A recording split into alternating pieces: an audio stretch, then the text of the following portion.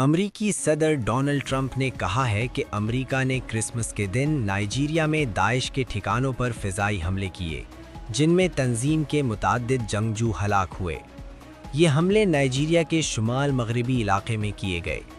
Nigeria کی وزارت خارجہ نے ان حملوں کی تصدیق کرتے ہوئے کہا کہ یہ کارروائیاں دہشت گردوں کے خلاف درست اور ہدفی حملے تھیں، جو نائجیریا کی درخواست پر کی گئیں۔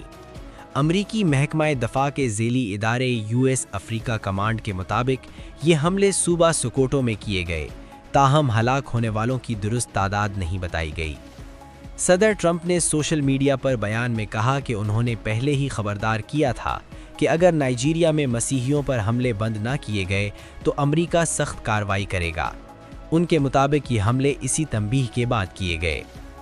یہ صدر ٹرمپ کے موجودہ دور میں نائجیریا میں امریکی افواج کی پہلی براہ راست کارروائی ہے۔ اس سے قبل اکتوبر اور نومبر میں ٹرمپ نائجیریا میں مسیحیوں کو درپیش خطرات پر شدید تشویش کا اظہار کر چکے تھے، جنہیں بعض حلقوں نے مذہبی کشیدگی بڑھانے کے مترادف قرار دیا تھا۔ نائجیریا کی حکومت اور کئی تجزیہ کاروں کا کہنا ہے کہ ملک میں تشدد کی بنیادی وجہ مذہب نہیں بلکہ دہشت گردی، مسلح گروہ اور جرائم پیشہ عناصر ہیں۔ تاہم امریکہ نے رواں سال نائجیریا کو مذہبی آزادی سے متعلق خصوصی تشویش والے ممالک کی فہرست میں دوبارہ شامل کیا ہے اور ویزا پابندیاں بھی عائد کی ہیں۔